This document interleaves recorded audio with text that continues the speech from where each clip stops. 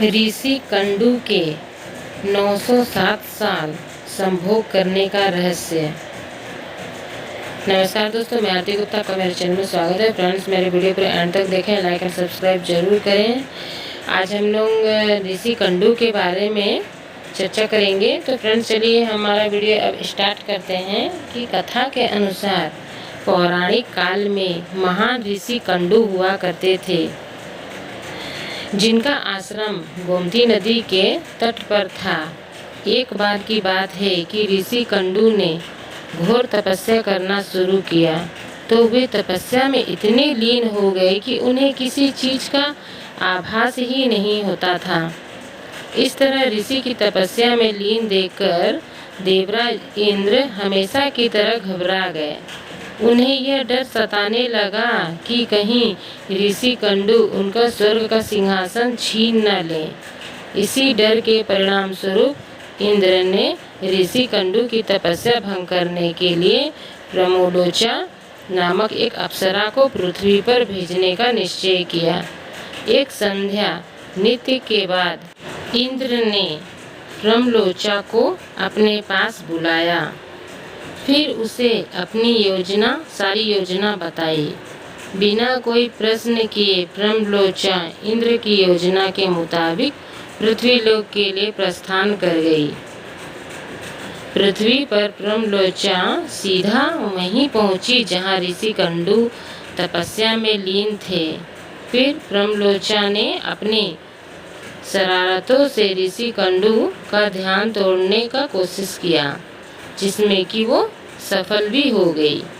उसके बाद जैसे ही ऋषि की नज़र प्रमलोचा पर पड़ी, तो वे उसके रूप और सौंदर्य को देखकर उस पर मोहित हो गए और उसे अपने साथ लेकर मदरांचल पर्वत की गुफाओं में चले गए। उसके बाद ऋषि कंडू प्रमलोचा के सौंदर्य में इतने खो गए कि वो 100 से अधिक वर्षों तक उसके साथ भोग विलास करते रहे। 100 वर्षों बाद एक दिन अप्सरा प्रमलोचा ने ऋषि कंडू से कहा कि ऋषि, मैं स्वर्ग लोक वापस जाना चाहती हूँ, इसीलिए आप मुझे खुशी खुशी विदा कीजिए। अप्सरा के मुख से जाने की बात सुनकर ऋषि उदास हो गए और उन्होंने कहा कि देवी, अभी थोड़े दिन और रुक जाती तो अच्छा होता। ऋषि को उदास देखकर अप्सरा पृथ्वी लोक पर और रुकने को मान गई।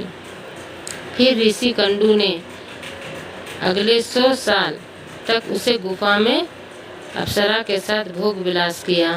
फिर 100 वर्षों बाद एक दिन प्रमलोचा ने ऋषि कंडू से कहा कि मुनि, मुझे पृथ्वी लोक पर आए हुए बहुत समय हो गया है, अब तो आप मुझे स्वर्ग लोक जाने की आज्ञा दें। ऋषि कंडू उसकी बात सुनकर फिर व्यवस्थित हो गए। बोले कि देवी, अभी कुछ समय और रुक जाओ, फिर चले जाना। इसी तरह कई वर्ष बीत गए और जब भी अप्सरा प्रमलोचा स्वर्ग जाने की बात ऋषि से कहती, तो वो किसी तरह उसे मना लेते। वो अप्सरा ऋषि के श्राप से डरती भी थी कि कहीं क्रोध में आकर ऋषि कंडू उसे श्राप न दे दे। उधर महर्षि की काम वासना में लिप्त होने से अप्सरा के प्रति उनका प्रेम नित्य बढ़ता ही जा रहा था। तपस्या पूजा पाठ का त्याग कर दिन रात ऋषि कंडू भोग विलास में डूबे रहते। एक दिन की बात है, ऋषि कंडू बड़ी तेजी से अपनी कुटिया से निकल रहे थे। तभी प्रमलोचा उनके पास आई और पूछने लगी, मुनि, आप कहाँ जा रहे हैं? तब ऋषि कंडू ने कहा कि हे भद्रे दिन अस्त हो चुका है, अतः मैं संध्या उपासना करने जा रहा हूँ। अगर ऐसा नहीं किया तो मेरा धर्म नष्ट हो जाएगा। यह सुनकर प्रमलोचा मुस्कुराए बिना न रह सकी और बोली, हे सब देवों के ज्ञाता, इतने वर्ष में आज पहली बार सूर्यास्त हुआ है। जो संध्या वंदन नहीं करेंगे तो आपका धर्म नष्ट हो जाएगा। मैं तो आपसे जब से भी मिली हूँ, तब से तो आपने कभी संध्या वंदन नहीं किया है। इस प्रकार के वचन सुनकर ऋषि कंडू बोले, भद्रे नदी के इस सुंदर तट पर आज सवेरे ही तुम आई हो। मुझे भली भांति स्मरण है, मैंने आज ही तुमको अपने आश्रम में प्रवेश करने देखा था। अतः अब दिन के समाप्त होने पर संध्या काल हुआ है। मुझे तो लगता है कि तुम मेरा उपहास कर रही हो। तब प्रमलोचा ने ऋषि से कहा कि ब्राह्मण श्रेष्ठ, आपका ये कथन सत्य है कि आप आश्रम में मैं सवेरे ही आई हूँ, परंतु आज नहीं। जिस सुबह से आई थी उस समय को तो कई वर्ष बीत चुके हैं।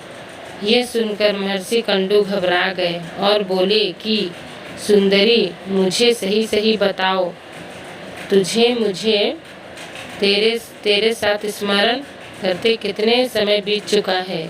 तब प्रमलोचना ने बताया कि आपको मेरे साथ स्मरण करते हुए 907 वर्ष 6 महीना और 3 दिन हो चुके हैं।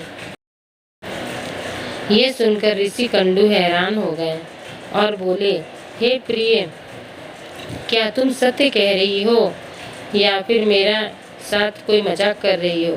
मुझे तो ऐसा प्रतीत होता है कि मैं तुम्हारे साथ एक दिन ही रहा हूँ। तब प्रमलोचा बोली कि हे ब्राह्मण, मैं आपसे झूठ कैसे बोल सकती हूँ, वो भी उस समय जब आप धर्म मार्ग का अनुसरण करने के लिए तत्पर होकर मुझसे पूछ रहे हैं। मैं यहाँ किसी के कहने से आई थी। ऋषि, आप क्रोध ना हो, मैं आपको सारी घटना का सत्य बताती हूँ, परंतु हे ऋषि, मेरा इनमें कोई दोष नहीं है, इसीलिए मुझे क्षमा कर दीजिए। तब ऋषि कंडू ने कहा कि जल्दी बताओ, तुम्हें यहाँ किसने भेजा है? तब प्रमलोचना ने कहा कि आपकी तपस्या से देवराज इंद्र को डर लगने लगा था और उन्होंने ही आपकी तपस्या भंग करने के लिए मुझे यहाँ भेजा है। प्रमलोचना के मुख से ऐसे वाक्य सुनकर ऋषि कंडू व्याकुल हो गए और बोले कि धिक्कार है मुझ पर, मेरा धर्म नष्ट हो गया है। एक स्त्री ने मेरी बुद्धि को भ्रष्ट कर दिया।